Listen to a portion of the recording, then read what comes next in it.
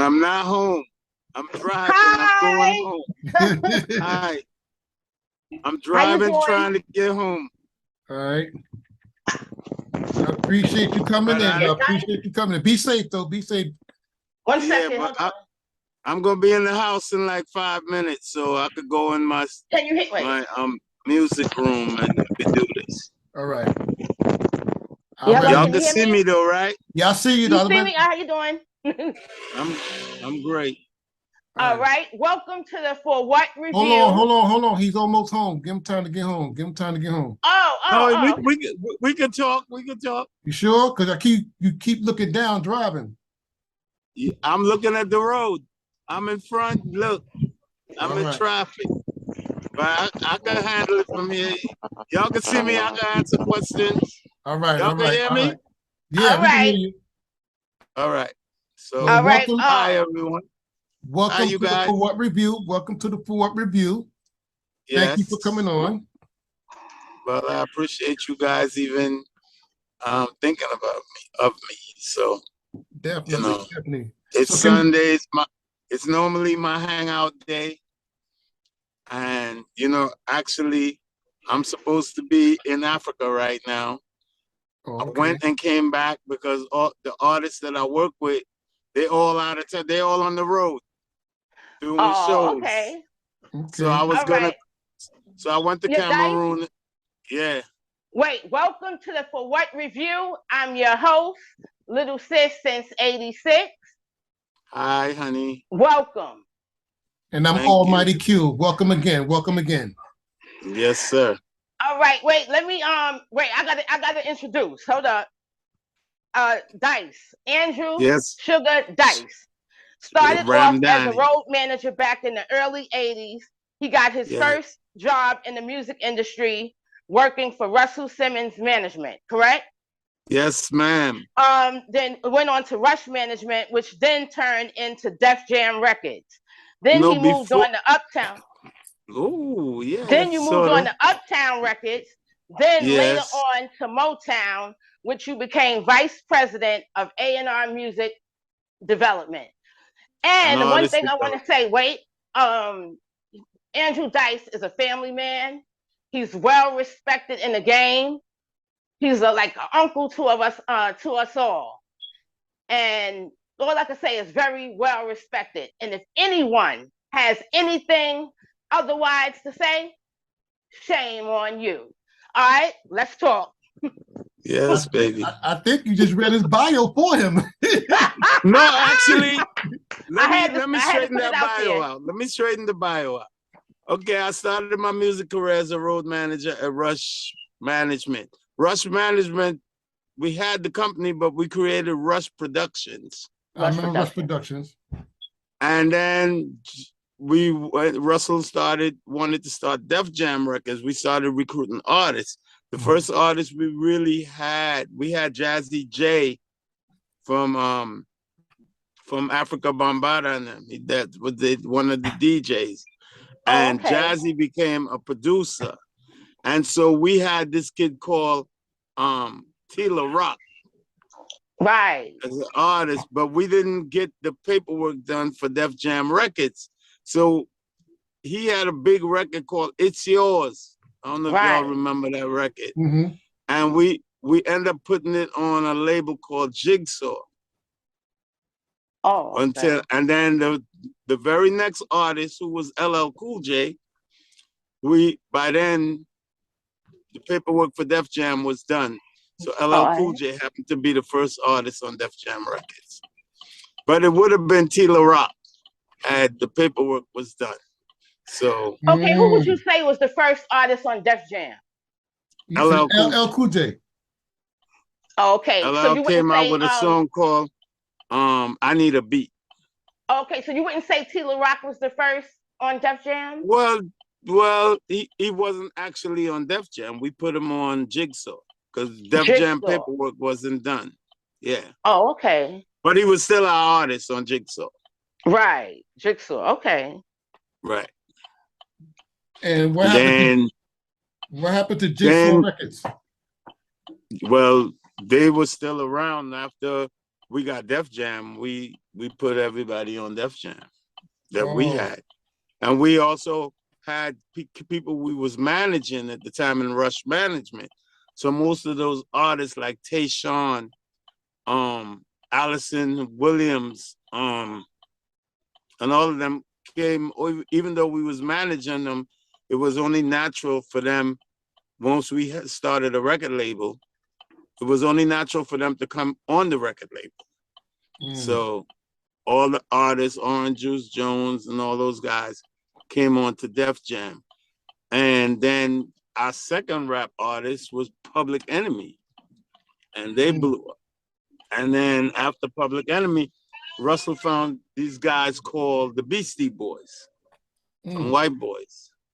And, you know, in the meantime, we was still managing Houdini, Run DMC, and a bunch of the hip hop artists at the time.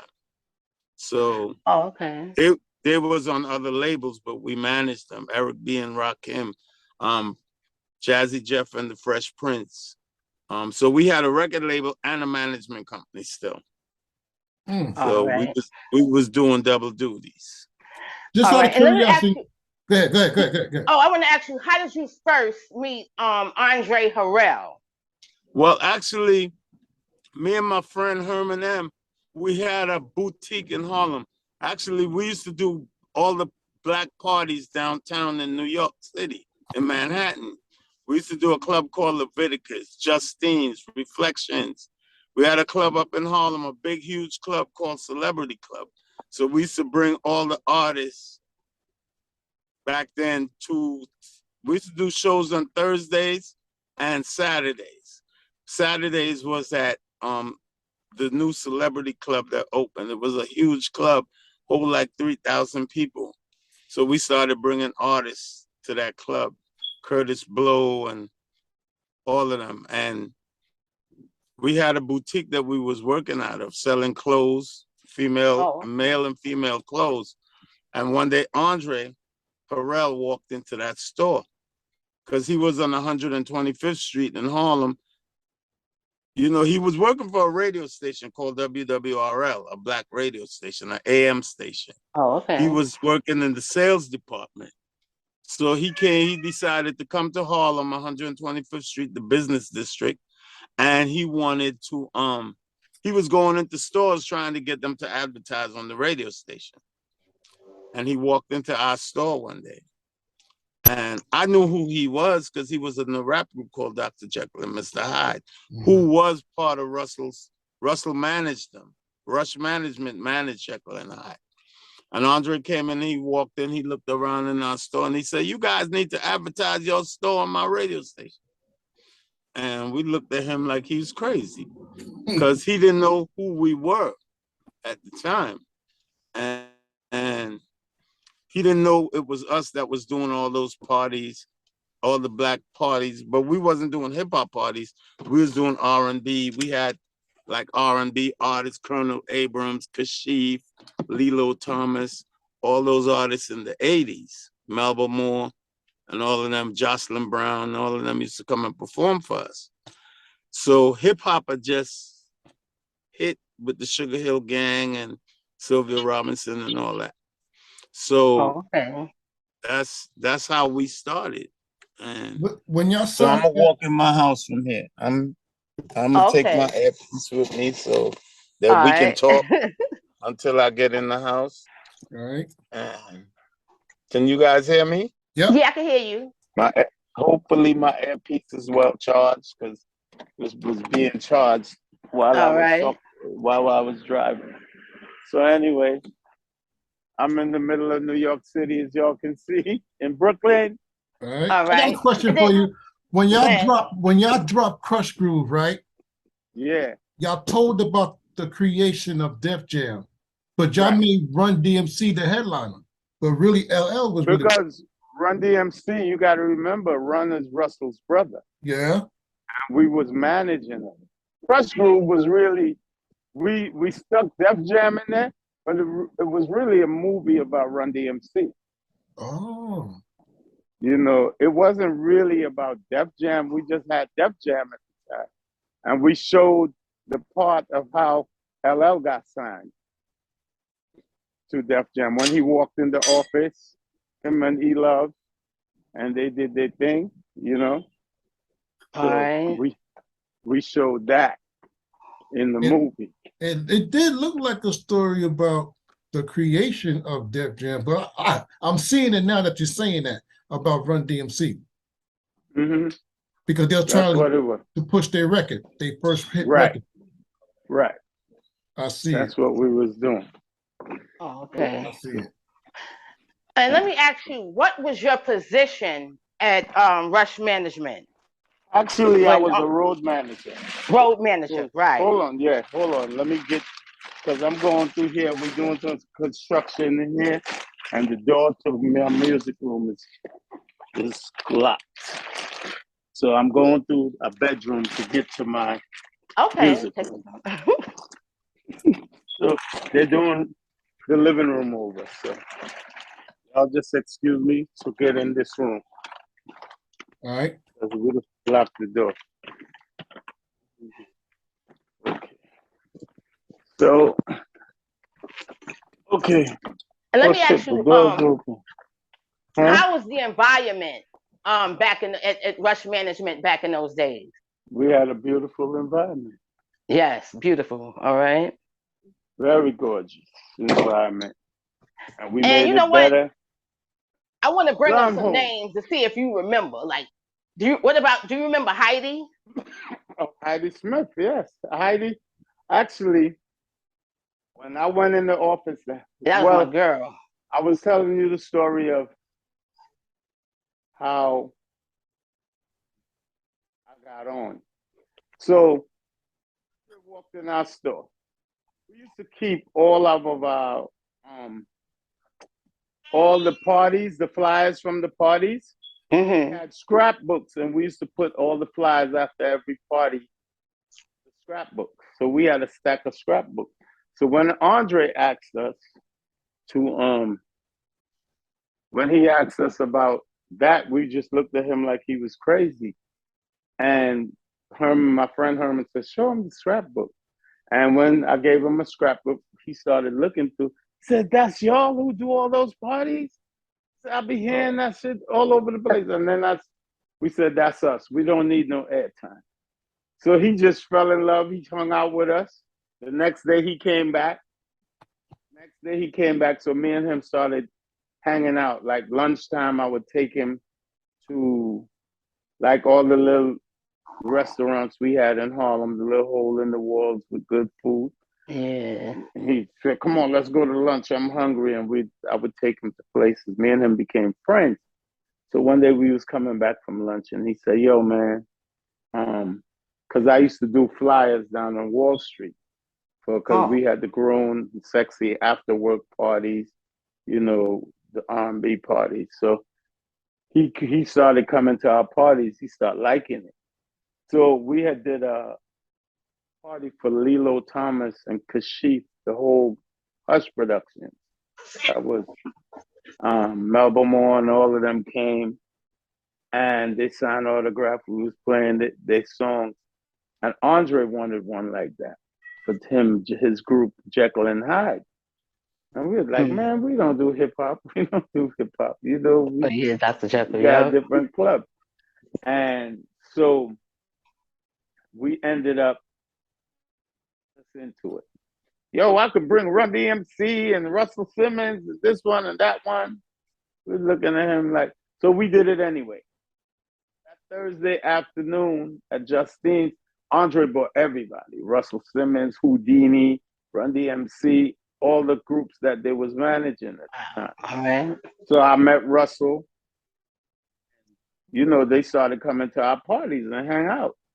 So after that, Andre became real close. And one day he told me, yo, next time you're down in Wall Street, because I used to go lunchtime in Wall Street to give out flyers, and I had a crew giving out flyers at lunchtime down there. And Andre said, next time on your way back up to Harlem, stop in the office and, you know, I'll take you to lunch.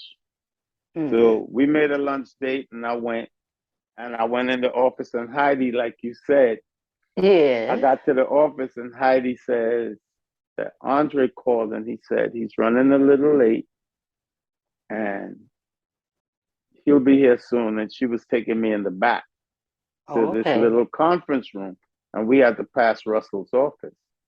And Russell looked up and said to me, "Yo, man, Dice, what you doing out here? You looking for Dre?" I said, "Yeah, he on his way. We going to lunch." And after that, Russell said he was on the phone, and he told the guy, yo, I'll call you back. I think I got the guy for the job. So he hung up the phone. He said, "Dice, come. I need you. He said, "You got a passport, right?" I said, "Yeah." He said, "Well, Curtis Blow is going to Canada this weekend, and his road managers don't have a passport." And I said, and he said, "I need you to go on road management." I said, "Russell, I got the store and this and that, and I can't go." But Russell, he's one of them guys. He talked me into it. I said, "I don't know nothing about road managing." He said, "Dice, you do parties. We all have artists. Y'all pay the artists." He said, "Just flip it around. This time you collecting the money for the artists. So make sure the sound equipment is good in the club before, And I said, "Okay, I could do that." And I went to Canada. So when he came back, he asked Curtis, "Well, how was he?" He said, "Yo, that dude is bright, man. I like Dice." And, he did his thing. So next weekend, Run DMC was going to do a show in a college town in Missouri.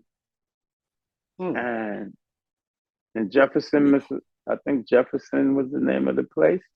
And I just said, Russell called me and asked me, "Can I go with Run DMC?" I said, "Run DMC?" He was like, "Yeah, come on, Dice, son." He talked me in. He told me this is what he's going to pay me. And I said, "Okay. I make more money with him that weekend than I make in the store anyway." Okay. So I went. And then when Run DMC came back, they told him, "Yo, Dice is dope, Dad. We like that dude, man." So Russell calling me and asking me. So what I liked about it, that I got to see America. I was going places that I never been. I think the next show was Houdini, and they was going to do an amusement park in shout out to Jalil. Shout out. Shout out to Ja. Rest in peace, X, Johnny. And Grandmaster D, I see Grandmaster a lot, so he's in, so. But me and Jalil talk all the time because they became my favorite group, and then I ended up going with them, and I became their man on the road. And what happened was I was in the office, and I think, answering phones, all of a sudden I'm in the office. And a lot of people is calling for Houdini, but Houdini wasn't getting the shows because I think Russell was running them. Brother, they would refer all the shows to Run DMC. Oh, okay. So to Jalil, and we made a deal. So anytime they called for Houdini, I would call Jalil, tell him, "Yo, some people got a show." I wouldn't even tell the office. And it was because they would ultimately give the show to try to say Houdini's working, And they book for that date, and they'll give Run DMC the show. So I had a little love for Houdini. So I started calling Jalil, yo, these dudes and so want y'all to do this show. And I used to book their shows for them. Okay. And then, on the side in the office, I know if Russell sees this interview, he's gonna be like, "Oh, that's what was going on." Yeah. So okay. Anyway, now I know. That was my boys. I'm from Brooklyn. I live in Brooklyn. Houdini's in Brooklyn. Me and them got real tight. And I felt that it was unfair. People wasn't getting their right justice. Even though in reality, they were the first rap group with a platinum album. And Sugar Hill had a platinum single, yeah. And a lot of people don't know that. That's why I'm saying the first rap group with a platinum album, not a single, an album, is Houdini. Oh, Their okay. first album, Houdini. Right. The first go platinum. Yes. And then Run DMC was right behind them. So a lot of people don't know that. That's why I just said Did that. LL feel a certain way that Run DMC took over the image of Def Jam, even though he was signed first? I don't think that. I would never say that. I don't know why you say that. No, I'm LL not. Cool No, J that was a is the face question. of Def Jam. No, that was a question. That was a question. No, but LL was the face of Def Jam in the beginning. He was? Of Def Jam. Yeah. Run DMC was on Profile Records. Yeah, the fact might have seemed that way is what I'm telling you. That you got to remember, Run is Russell's little brother. So, and it was managed by Rush Management. Even they was never on Def Jam. So the face of Def Jam is really LL Cool J. Oh, You understand? People might have a perception that of that, but that's not the perception. The perception is LL Cool J was the first artist on Def Jam Records, really. And he became the face of it. But I mean, we had a little static with Run DMC after a while when LL came on tour, because Run seen kind of threatened by LL. of Because course. he said LL bit all his moves on stage, and it was a Wow. big conflict. And Wow. when we went on that tour called the Fresh Festival, I remember the Fresh Festival. The Fresh Fest, what they call them shows. LL was making a name for himself in New York. I mean, he had the Kango hat like Run. Run was the first one that really used to wear the Kango before we switched them into the whole black version of what I would call what's his name? John Belushi. Yeah, John Belushi, yeah. And what you call him when they did that movie, The Blues Brothers. The Blues Brothers. Yeah. That was the image of the Blues Brothers that I took. Me and Russell was in LA one day, and we was trying to figure out an image for Run DMC. And we got to LA, and normally we stayed together in the same hotel, and I got dropped off at the Franklin Plaza Suites where I always stay in Hollywood. And Russell was like, "You staying here?" And I said, "Yeah, this is where I always stay when I'm in LA." But back then we started making money. So now Russell had moved to Beverly Hills. And he was like, "Yo, come on, man, what you doing? Let's go." And I said, "Yo, I like this place. It's right in the middle. Sunset is right here. Boulevard right here. I'm right in the mix." All right. It's a suite, All right. And let me ask you, what about Bill Adler? Bill Adler, my man, I just talked to him last week because okay. I'm doing a show.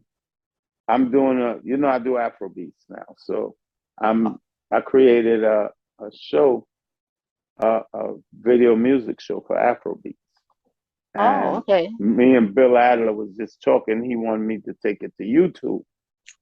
And he was telling me the advantages I have with Leo Cohen over there. Leo gonna treat you right. And I already had the conversation with Leo, but I wanted it more independent. I would use the YouTube studios and the videos, but when you're in that kind of environment, you get controlled. Mm-hmm.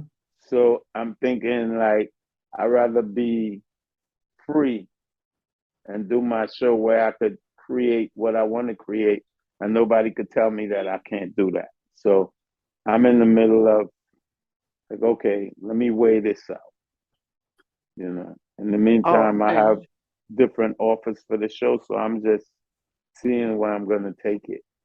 It's Afrobeat show.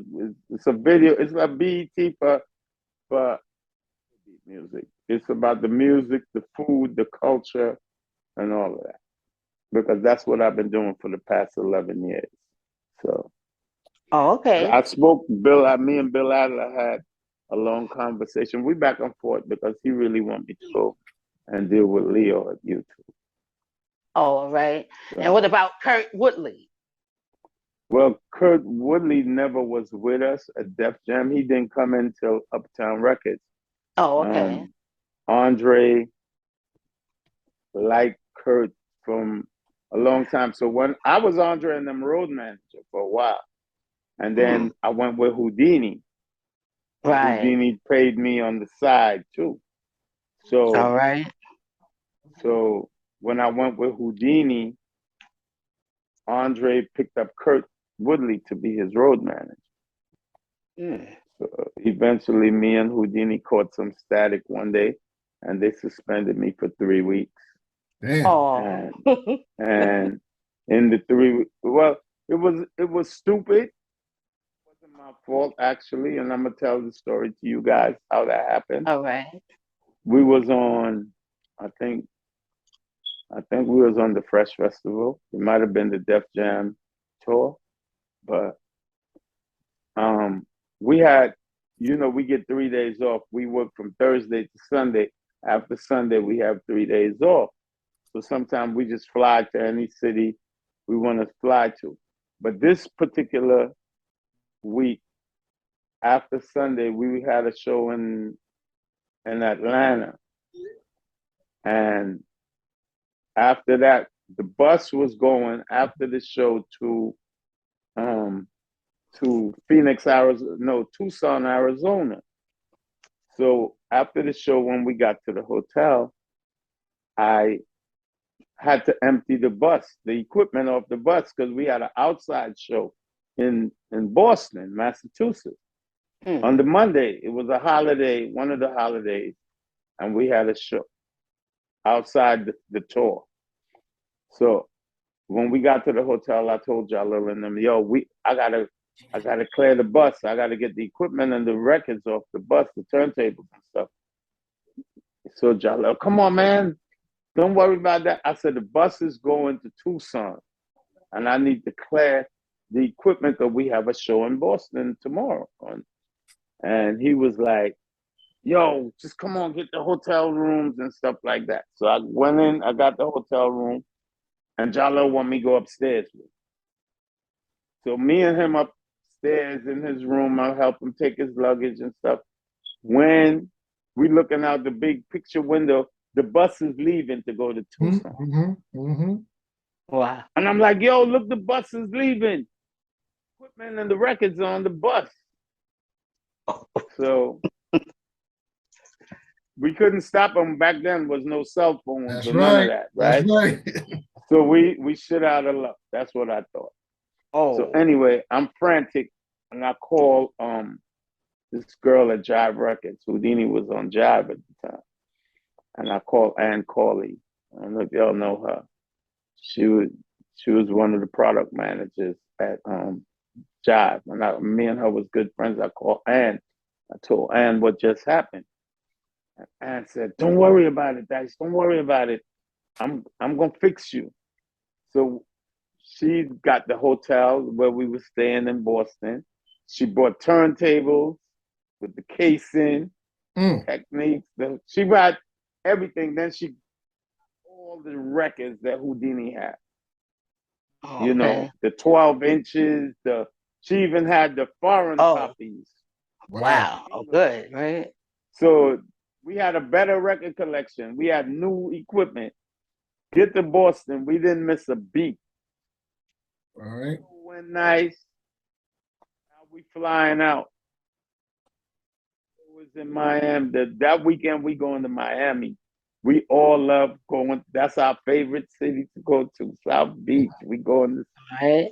So we getting on the plane. We get to the airport that morning. Bobby Brown and Ralph Tresvant, all of them came to the show because they lived in Boston.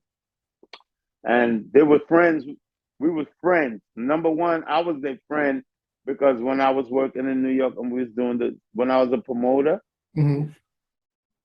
New Edition we bought them as little kids with one single. Twice to New York. The first time they'd been to New York was me and Herman had bought them to the Celebrity Club, and then we had them in the other club called Justine. They only had the one record, Candy Girl. Candy Girl. I at knew the I knew time. you say Candy Girl. Yeah. Yeah. So actually, they actually knew me. So over time, then I'm with Houdini, and Houdini used to go on R&B tours, like with Midnight Star and Shalimar and all of them. And they used to treat us like dogs because we rap. They rappers. They used to mark up the stage where we could go. We can't pass this tape, and we can't do this, and all of that. Wow. They had a brand new group called Climax. Climax. A girl group. And they was even playing. They had one real record. It was on some because they used to look down at rappers, like y'all can't go here. Our band equipment is going in. So anyway, I'm in Boston. I get to the airport. All the equipment, everybody, ecstasy, and them got on the plane. Jalil and this dude that Jalil was hanging out with, we had just boy named Roy Cole, man. He put something in Jalil's head because he knew I was mad at him. He's going all over the place with us, and he's bringing drug boys and shit. Mm. I felt a kind of way like, yo, y'all got him on the bus, making money, riding around America for free on the tour bus. So that was Roy, man, and Roy must have put something in Jalil's head. So I'm getting ready to board the plane with Jalil, All right. and he turns around and says to me, yo, spending you for 3 weeks. I said, for what? He said, for the mistake you made by not getting the Wow. records off the bus. I said, my man, like, you the one had to have your hotel room. Wait, I told you, and we talked. I said, okay. So he gave me $100. They didn't pay me. Wow. They'll see me in 3 weeks. Stuck in Boston. I ain't really stuck. I got $100. They didn't give me my whole paycheck. So, Wow. So now what am I gonna do? We had an airline called Eastern Airline. Was flying for $50 from Boston to New York and back. The shuttle, the Eastern shuttle. So I thought about taking the Eastern shuttle and just go home. And then I said, you know what? Let me call Ralph Tresvant. And I called Ralph. He answered the phone. And Ralph said, yo, man, them niggas did you like that? Wow. Where you at? Where you at? And Ralph said, stay right there. I'm coming to get you. Okay. Him and his uncle Derek drove out to the airport. They came and picked me up. Actually, Ralph had a broken arm at the time. One of his hand was broken. And he walked into baggage claim and he just said, that's your luggage? And he grabbed one of my luggage and put it. I'm like, what are you doing? Give me my luggage. He said, come on, man, let's go. That's fucked up what them Negroes did to you. And then, so he took me, and I stayed like 5 weeks in Boston. Bobby Brown and Ralph Tresvant. I had $100 in my pocket. Got to Ralph and his father's house. He was at his father's at the time. And Ralph said to me, Ralph came and he threw money on the bed. He threw like a sack of money. It was $1,000. He called Bobby Brown and told Bobby Brown what just happened. Bob said, I'm coming over. Came over. He was there when Ralph threw the $1,000 on the bed. And Bobby came and threw $1,000 on the bed and said, nigga, don't worry about that shit. We got you. And actually, back then, that was a lot of money. Yeah, but New Edition was young and they remembered things I used to do for them. Because when we was on tour with them, they would always come and hang out with me after the show in my room, Oh, okay. So actually, I seen a lot of things with them in life, and we became good friends. They'd come to New York, hang out with me. Bobby and his brother Tommy would come when they off tour, and we'd hang out for weeks. So we just became like family. When I moved to LA, I just got a phone call from Bobby Brown. Like him and his brother Tommy always called me. Like, yo, Dice, what you doing? Said nothing. Because they had just all moved to LA and they bought big mansions and stuff. So they Bobby wanted me to see his mansion. He said, yo, we're on our way to New York from Boston. Meet us in the Northwestern Terminal. So I went, they taking me to LA. That's when he had moved to Rosita. You know, I went out there, stayed like 3 weeks with Bobby Brown. At that time, they had New Edition had kicked him out the group. So he was mad at everybody. And I stayed out there and Thanksgiving came and I was in Bobby's room and the phone kept on ringing and said Ralph Tresvant. So I answered. Bobby was in the closet with a girl. In a closet? He had this girl he took in the closet. He have a big walk-in closet in his bedroom. Whatever he wanted to do, he didn't want to do it in front of me. So he took her in the closet. His phone is ringing. When I see it was Ralph. But I knew. So I told Bobby, Ralph, no, I got on the phone. I said, yo, man, Ralph, man, what's wrong with y'all, man? And he said, what you talking about? I said, how y'all could kick Bobby out the group, man? I said, what are you talking about, Dice? Yo, that's crazy. I don't know nothing about that, Dice. Put Bob on the phone. I said, Bobby, come. You need to talk to Ralph. Bobby in the closet. Tell me, man, I don't want to talk to that dude, man. I don't want to talk to none of them. So I told Ralph, Bobby don't want to talk. Ralph said, tell that nigga I'm coming to his house right now. Oh. I told him, Ralph coming to the house. He said, but what? I said, Ralph is saying he don't know nothing about voted out the group. He said, what he know, he thought you wanted to go solo and you went solo. I'm in to talk to you. So Ralph came, I answered the door. Bobby came out the closet mad. And Ralph said, man, I had nothing to do with that. He said, so they would squaring it off right now. So Ralph called the rest of them. And Ralph said, yo, I'm getting news that y'all voted Bobby out the group. And he said, wow. what's going on with y'all? Like, they was all far apart at the time. There was more men now. So everybody had their own little crew, their own life outside of the state. So Ralph didn't know. So he asked them. So they told Ralph, 3 votes to 1. If you wanted to keep him, he'll be out the group because we would have overruled you. 3 of us didn't want him in the group no more. So your vote wouldn't have meant nothing anyway. So Ralph said, okay, that's how y'all feel. I'm out the group too. Oh, wow. And that's why Bobby made his single, his album, and Ralph did his. Bobby was in New York. I went back to New York and Bobby came with me. And that's when he did I Need a Girlfriend with me. He started singing one day in my house talking about Dice need a girlfriend. And he was singing. And that's how that song came about. Oh, wow. Nigga, you ain't got nobody to cook for you. He said you need a girlfriend. And he was singing that shit in my kitchen. And then that ended up becoming a song. A hit. And that song was a hit. A hit. And then now him and Ralph is friends. So I'm splitting my time with Ralph and Bobby.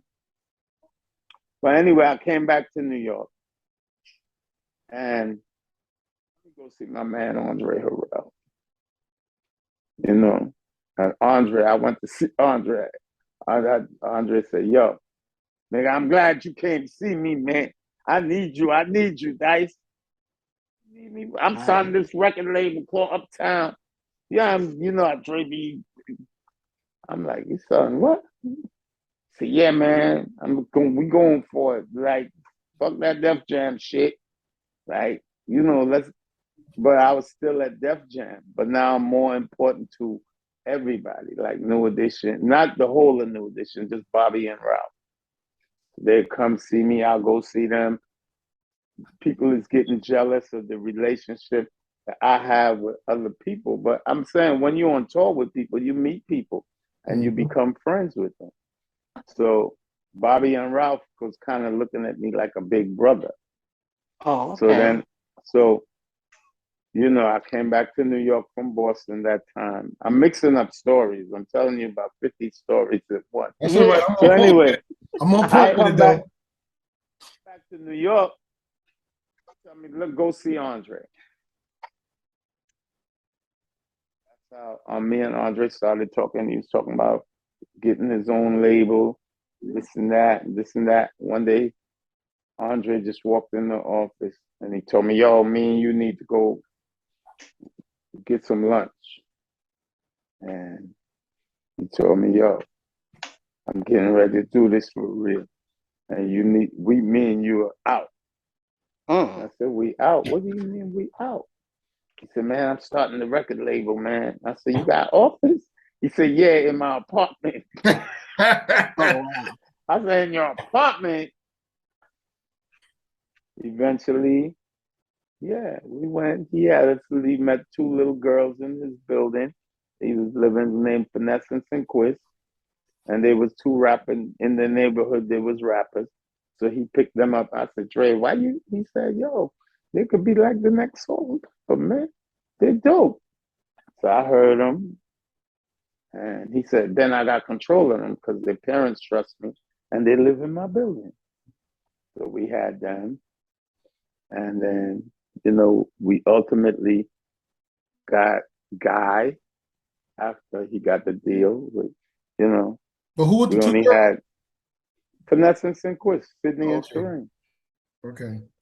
And then one day Heavy D walked in and auditioned for Russell Simmons. And we thought that Russell was going to sign him because he did what LL did in the Crush Crew. LL did the same thing, but Hev came in there with his crew. They danced up a storm, and we was like, "Yo, that dude's dope. That man is dope." So when they left,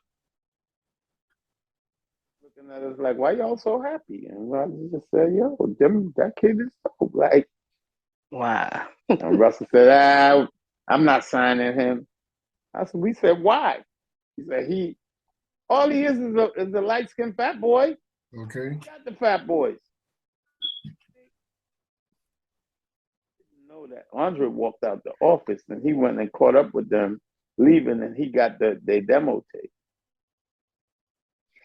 And Andre started trying to shop around that tape, right? Mm-hmm. He was calling, having meetings with people, but the thing Andre was doing, he wanted to deal with Gerald Busby. I don't know if y'all know who Gerald is. Gerald was at the time he was running MCA Black Music. Okay. And Andre realized that Gerald Busby, he used to run this record label before called Casablanca Records. And he had Parliament, Funkadelics, and Donna Summer, and all them, Bootsy and all of them, right? Mm-hmm. But the thing Andre looked at, like all the big Black executives in the music business at that time worked for Gerald Busby. It's Gerald who put them in the music game. All the older guys, that we would go like Cecil Holmes and them, and Ruben Rodriguez and all them Black, Ray Harris and all of them Black guys that was in positions at major labels. They came from Gerald Busby. So Andre realized that Gerald Busby liked Black people, like young Black executives. So Andre was trying to get a meeting, and he couldn't. Gerald was a busy man. At the time he started, they also gave him Motown records to run because Motown was part of MCA at one point. Mm-hmm. And so now he's running two labels, two Black divisions, and Andre, he was very busy, so Andre couldn't get this meeting. We didn't know Andre was doing that. So one day, it was Valentine's Day, and Andre ended up sending Gerald Busby's secretary some flowers, Valentine's Day flowers, and with a card, And she called Andre back and said, that was sweet of you to do that. And she said, boy, that was my best present for Valentine's Day. She said, Andre, I'm gonna make sure I get you a meeting with y'all. So Andre went to the meeting and history was made. He got a record deal, a production deal, a 3-act deal. So we only have. And who was the first artist on Uptown Records? The first artist on Uptown Records probably would be Heavy D and the Boys. Heavy D. And then Finesse and Sinquist and Heavy D and the Boys. Oh, okay. So we needed another act. Remember, I was in Harlem. I seen this little kid named Teddy Riley. Oh. He was like a wizard up in Harlem, like a little young boy. He was in a group called Kids at Work, and then New Idea, all that. Him and two other guys. He was always breaking up, form something else with the same kids, whatever, you know. So on Wednesday night, there was this guy from, I think, one of the Caribbean islands. He used to sing in Sylvia's restaurants on Wednesday. And he had Teddy Riley as his musician, playing the keyboards when he sang top 40 songs. So I used to go and eat. So I was telling Andre that there was a little kid in Harlem when we was looking for a third group. And the little dude is the wizard, and he already had been in groups, but they never went nowhere. But he dope. That dude would be sitting there. The singer would ask the audience what they want to hear, and they'd call out the song, and he'd look back and tell Teddy would stop programming the drum machine to that song. And then he'd play the keyboards and Wendell would sing. And I thought that, like, in less than 2 minutes, he would make the beat and figure it out. So I thought that was genius. So he was working with my friends up in this place called the Rooftop. It was a skating rink in Harlem. 155. And my man Gusto owned the Rooftop. So, and it was a popular spot back then. I got a question for you. Yeah. Because you've been in the game for many years now. Back then, in the 80s, right? Back then, you had to have actual talent, not numbers, talent. No, talent, yeah. But now, it's just numbers. Well, now, you know, private prison system got into the game. You know, and they wanted, look, first of all, let me say this. You know, back then, there was intelligent rap. Right. If you ever heard Houdini's first song? I did. House of Rock. Heard that song? Yeah. Yeah, the writing that Jalil did in that song? Right. It's all about Dracula in the party, and Bloody Marys. Invisible Man snuck in the party and became the booty bandit. Listen to that song and hear how creative Jalil wrote the Haunted House of Rock. The Friends, which turned into reality, broke that down. The skill of writing Jalil had in records, in all of the Freaks Come Out at Night. You know, it was a whole different creative process. Songwriter's head. You know, you asking a question, it was intelligent rapping going on. Even Run DMC, when they made It's Like That, and That's the Way It Is. That's right. DMC talking about he had the knowledge, he went to college, all that kind of, you know, kids, Public Enemy, listen to them. How Chuck D wrote some of those songs. They called it conscious. Saying in the song. You know what I'm saying? Even rappers that wasn't really conscious rappers was just making sense when they wrote songs. So listen Brand Nubians, the last of that era. Sadat X, yeah. X and all of them Mm-hmm. dropping jewels on people. Back then we had rap. The rap game was, they were like teachers Mm-hmm. from the streets. Like if you notice right now in music, there's no real New York rappers in the game. They're not gonna sell out, get some money to make songs like that. That like what's going on today. With the B word calling women, they're not, you know, they didn't want to do that. Them fools went down in the South and paid all them young little dumb Negroes. Even the radio stations went along with that, and the record labels went along with it. Mm-hmm. So it's a way of destroying the black community. Glorify guns, drugs, and jail. We'll put your record out. Put money behind it.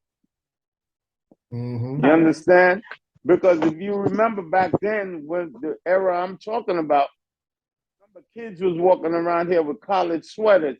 They was wearing gold on their neck or none of that shit. They was wearing this African symbol on their neck. I did too. Made out of gold. Mm-hmm. String around their neck with the African, with the fist and all that.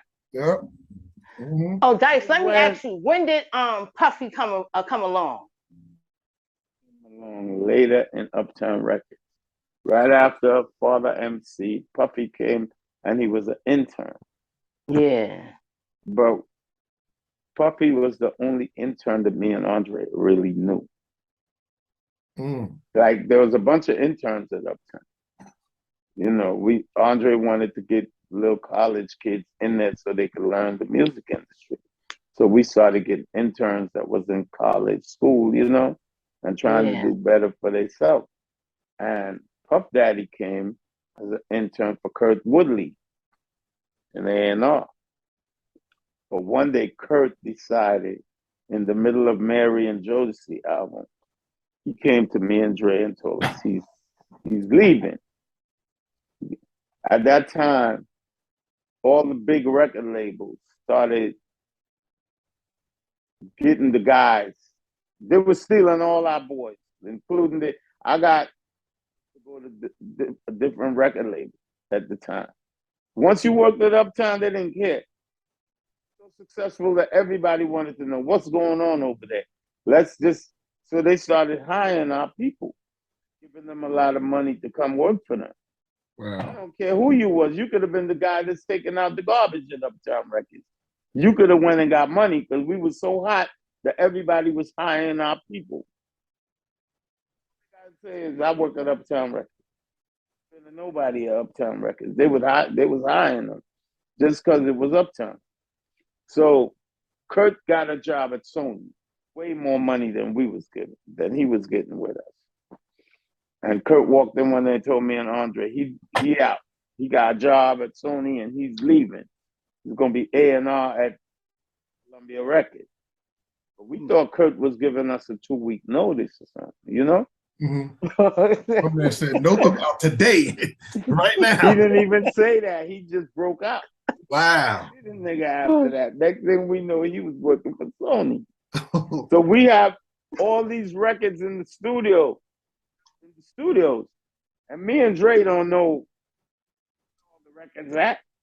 Me and Dre so doing business in the daytime that at night, before we go to a party, music industry, you know, everybody having their little every week in New York, every day is a album release party for somebody. Okay. So, you know, we hanging out at night after we work in the daytime.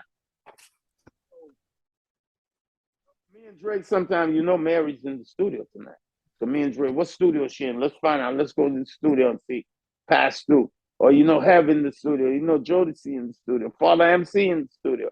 We might, you know, we dropping in. Way out. All right. We know that it's Puff Daddy in the studios at night. He's supposed to be in school in the morning at Howard University. But me and Dre ain't really paying too much attention to that. We just passing through let them see our face, let them know. We listen, yo, let's hear what y'all doing. Okay. See y'all tomorrow. We out. Next studio. All right. Okay. We listen to that shit, we out. We go, and then we go party. Let me ask you a question. For the artists today, what type of talent would you be looking for? Now in this era, Yeah. artists I'll be looking for, they don't want that artist. Wow. In music. That's why I'm in Africa. Wow. Understand? And when I was first going to Africa 11 years ago, because thank God for Houdini, used to record in London before Jive Records built Battery Studio in America. They used to send us away every year. We would leave like in October and come back in like February, March with the album done, because they were saving money because Jive Records owned Battery Studios in London. And before they built a studio here in New York called Battery, we had to go to Willesden Green up in England, in London, to record. That's why Houdini's sound was different. It was the same producer. Larry did Run DMC, all their albums. And he did all Houdini albums. But they had a different sound. Why the sound was different? We had all these European guys in England. They was producing Billy Ocean, Caribbean Queen, and all those kind of records. So we got those guys to play the music over Houdini's beats. So when we came back, we sound different than everybody, So you asked me that question. Hard to see, the music was changing, and me being from the Caribbean, I was hearing in England was close to from where I come from, Trinidad, soca music. It had a little soca vibe. And that shit was playing on the radio in London, and the parties. There was a couple of artists, May D, and a couple other artists, Tamaya, and all of them was playing. And that record, that sound good to me. What's that? It didn't have a name. It was just African music. Oh, okay. They still call it African music. So after shit went down with Uptown and we went to Motown, when I was done with Motown, I wanted to, I met a guy, his name Don Jazzy. Don Jazzy did most of Kanye West's first album. He's one of the producers on Kanye's album. He's a Nigerian dude. So Don Jazzy decided that he collect his paper, and he know that paper is going to be millions in Nigeria. That he got that American dollar he got. So he went home and built a whole big building. House, it's his studio, and it's his office building. Wow. Don Jazzy called me and he said, yo, Dice, man, you've been in music forever. You know about record labels. I want you to come over here and help me put together my label. And I said, dang. And I went. And of course, so I went over there. I took me and Teddy Riley. Talked Teddy into it. Yo, Dice, man, that shit is hot. That studio is dope. Yo, we gonna go back. We gonna get Don Jazzy. We gonna do this music. We gonna add new jack swing to this music, and we gonna paper up. We gonna get caked up. Time to go back. Dice, I don't know. I ain't ready for that. So I went by myself. Well, wow. So I went, and then everybody was telling me, man, ain't nobody gonna like no African music. Dice, Andre Harrell was the main one. They were gonna like African music, Dice. Come on, Dice, where you going? Like, yo, Dre. So how was your relationship with LL and Puffy today? Great. Whenever they need me, they'll call me. All right. When they say they can't find me, they lying. That's a nigga. One time I walked in Danny Moore's barbershop. That's my barber at the time. Danny Moore looking at me, yo, Negroes got no, they put out a what you call it for you to find you. The first nigga to find you, Puffy's giving them $1,000. Some shit like that. Because he was trying to invite me to his party. I said, what is Puffy talking about? If he lost my number because I changed my number, whatever, he can find me. I'm on social media. What he talking about?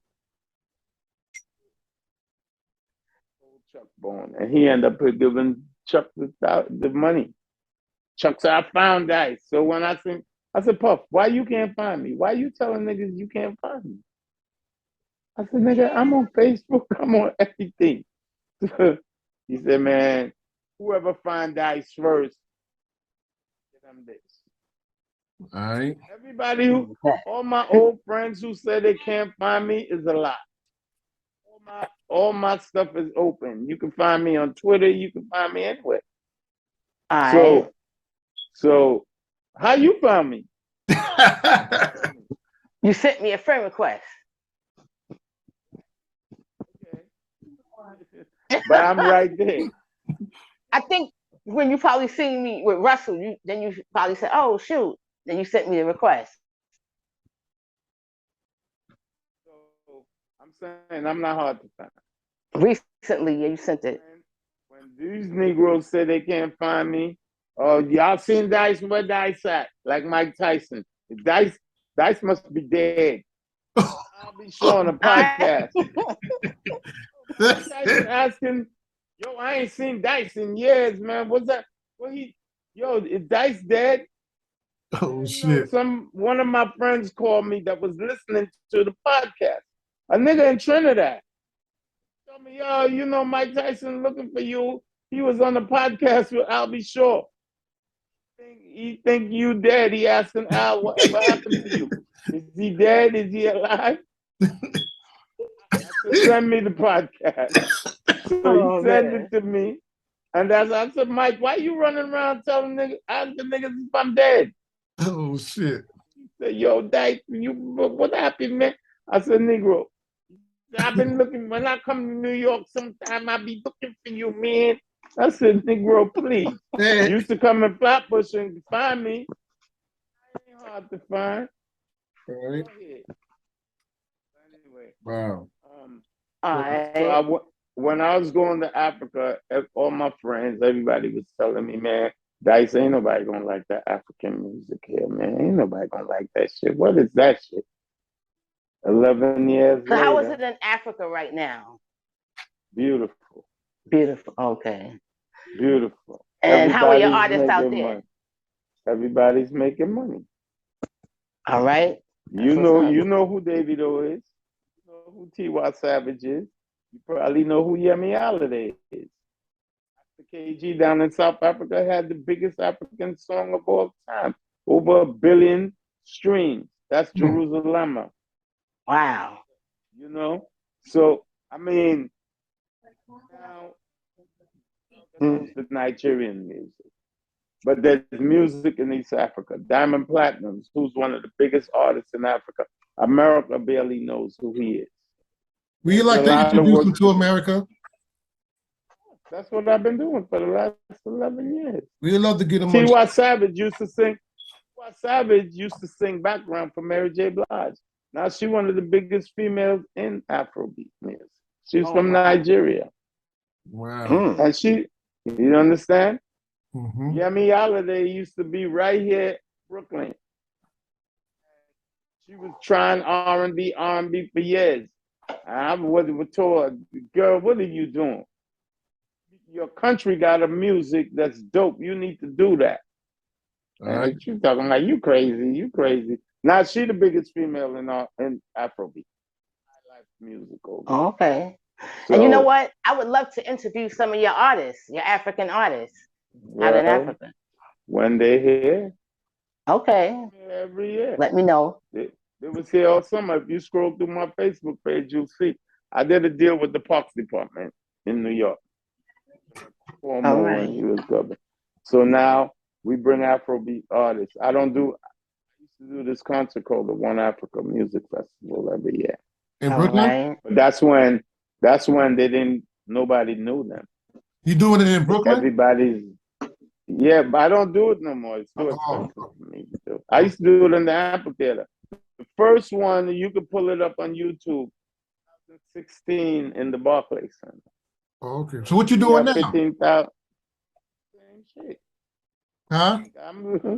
Afro beats, my brother. Oh, Afro beats. Oh, my fault. Because you're going in and out. You're going in and out. Afro beats is the music. Oh, definitely. I know about Afro beats. Yeah, I know you have to know it. It's here now. Yeah. But y'all just got the Nigerian version of it. You got to get the South African version. You got to get the music is big, man. All right. Numbers. I believe you. You could pull up Gucci. That's my little girl in Africa, one of my little newest artists, and she's blowing up crazy. But she's young. I met her. I put her out as a 19-year-old. She's a 23-year-old now. So, I got to revamp her joints. She's a woman, a little young lady. We love to get them on the show. Love to get them on the show and hear their music. Well, I'm here. I'll send you some of their music and tell me who y'all like. Definitely. Definitely. But it's a lot of artists. Right now, America is only in on the Nigerians. But Ghanaian music, Afrobeats, it's a lot of stars over there. A lot of stars in Nigeria that y'all never heard. Right. A lot of stars in Zimbabwe, Cameroon. We have this little girl named Gasha. Gasha is like Lauryn Hill. She's dope as hell. Y'all don't even know who she is. There's Suchi down in Tanzania. There's Tammy down in Zimbabwe. There's Makazi. Shit on any. We want them all. Dice, you got the email. Please let us promote them with you, man. You giving us some love right now. Then let's give you some love now. You hooking us up right now, being on our show. No, I'm gonna send you all the music from different countries. I'll even label what country that music is from. All right.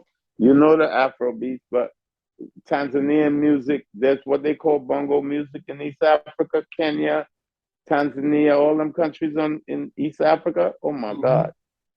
It's incredible. They got big, huge stars getting 100 million views on YouTube and shit like that in a couple of months. You got my little girl, Gucci. And Gucci, the reason why she's blowing up so much is because she's a Nigerian, but she just loved East African music too. She liked the whole shit, and she's just out here. And one day she's gonna be the biggest female in Afrobeats. She's just 23 years old. She's been a 19-year-old. All her videos was when she was 19. Because I did all her videos because I wasn't running back and forth every time she wanted. I was putting out a new song. So, All right. You scroll through my Facebook page and you'll see most of their videos. All right. You'll see all the live shows. Yeah. I do the Parks Department now, like the summer stage in the summer. Yeah. Oh, the summer stage? Oh, you do that? Yeah, but I can't bring 15 artists no more. It's too expensive. So now what I do, Governor Cuomo hooked me up with the Parks Department. So I bring them individually, like WizKid, Davido, all of them one at a time, and they pull up the park. So Oh yeah, I go to the stage. Yeah. You could see some of the shows because I go in the audience and film them to get the response from the crowd. So. Oh, okay. Dice, thank you for coming on the show. You took us down memory lane, and we definitely want to hear from your new artist. Thank you, Dice, for coming out. I appreciate you. Thank you guys for having me. Okay, yeah. I'm always game to talk. Y'all ain't even get into. It was a pleasure. But I know y'all under time constraints, so You know, I'm here. Yeah, thank you for taking out your time from your busy schedule. Right. Thank you. Yeah. You know, I was busy. I ran home for y'all. Yeah, you right? Oh, yeah. For real, man. Thank you, man. Sunday. It's Sunday. Yo, shout your artists out real quick again. Big shout out to everybody that I have something to do with. Let me go to Ghana first. All right. Excuse me. I want to say what's up to Miss V. All right. Over there. My girl Ebony, rest in peace, honey. I know you came out as a 20-year-old and you wrecked African music scene. You had to pass away in that tragic car accident after you swept the African Music Awards. I want to shout out my boy Kwame Eugene. I want to shout out Danny at Lynx Records in Ghana. Who I'm missing? Wendy Shea, big up to you, Wendy. Shata Wali, all y'all, Socrates, all that showed me way in your country. In Nigeria, big up to Davido, my brother, my friend, I love you. Kid. Brother. Mr. Flavor, my man, Yemi Holiday. And can you give us a shout out the For What review? A shout out? You know, I'm on the For What review? The For What review right now, and I'm sending this to the world. And with all you Nigerian cheating, my main boy over there with his record label, I want to have a lot of success. Olamide, my man, the biggest rapper in Nigeria, probably in all of Africa. And I love what you're doing with your record label, man, and hooking up all these young brothers. I want to, Tiwa Savage, you my girl forever. Just everybody, because you know when you call a name, sometimes Negroes, you forget Negroes. And they go, if they ever see you ain't say my name, you ain't say my name. You ain't say me, you ain't holler at me, man. So everybody, y'all Africans have been great. Y'all showed me a new way of life. Very humbled by y'all. I want to go down in Tanzania, big up my man Diamond Platinums and all his artists.